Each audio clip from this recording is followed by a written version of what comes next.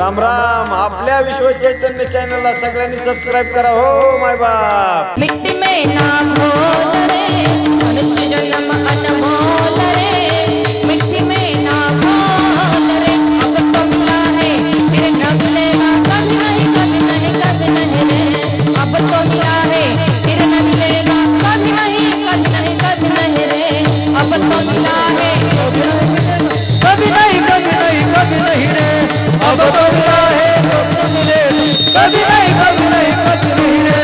प्रभु नाम को बोल रे जीवन में रस घोल रे, प्रभु नाम को बोल रे जीवन में रस घोल रे, अब तो मिला है फिर न मिलेगा कभी नहीं कभी नहीं कभी नहीं रे, अब तो मिला है फिर न मिलेगा कभी नहीं कभी नहीं कभी नहीं रे, अब तो मिला है फिर न मिलेगा कभी नहीं कभी नहीं कभी नहीं रे, अब तो मिला है फिर न मिलेगा कभी नहीं कभी नहीं कभी नहीं रे।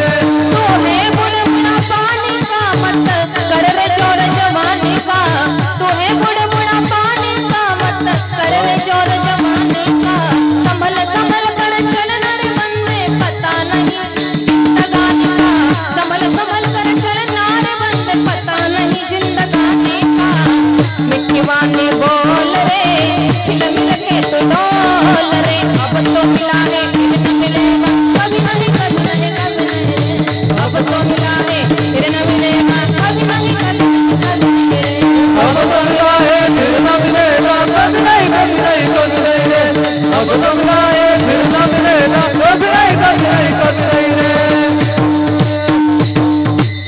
मनुष्य जन्म अनमोल रे मिट्टी में ना घोल रे, अब तो मिला है फिर न मिलेगा कभी नाही कभी नाही कभी नाही रे, आपल्या हातामध्ये नाही, हो भगवंताच्या हातामध्ये आहे।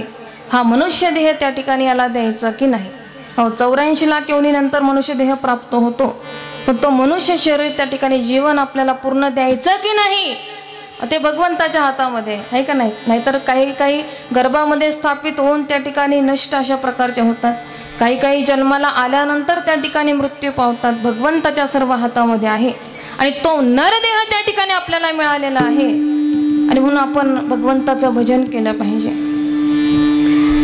आद्य जगद्गुरु शंकराचार्य विवेक चूडामणीमध्ये सांगतात की 3 गोष्टी मिळणं अतिशय दुर्लभ आहे, भगवंताच्या कृपेने प्राप्त होतात।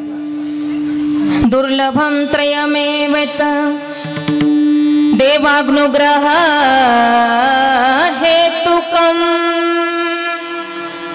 मनुष्यत्वं मोक्षत्वं महापुरुष संश्रया। विठ्ठल विठ्ठल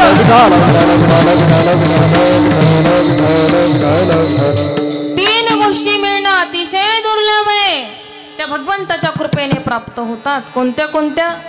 मनुष्यत्वम, मोक्षत्वम आणि महापुरुष संश्रय। मनुष्यत्व हा जो मानव देह आहे ना, तो भगवंताच्या कृपेने प्राप्त होतात, भगवंताच्या कृपेने मानव देह प्राप्त होतो।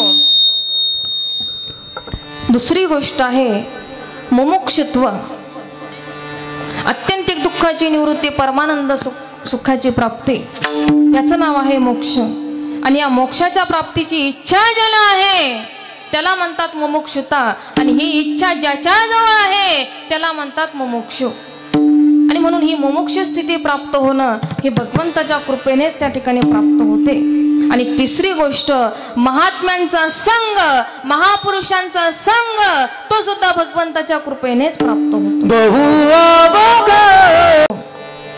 पूर्णत्वाची प्राप्ती करून देतो। सत्संगेन परमं प्राप्य दुस्तरम तरती चिरात तस्मात आते प्रयत्नेन सत्संगम सततम करो। लक्षपूर्वक ऐका,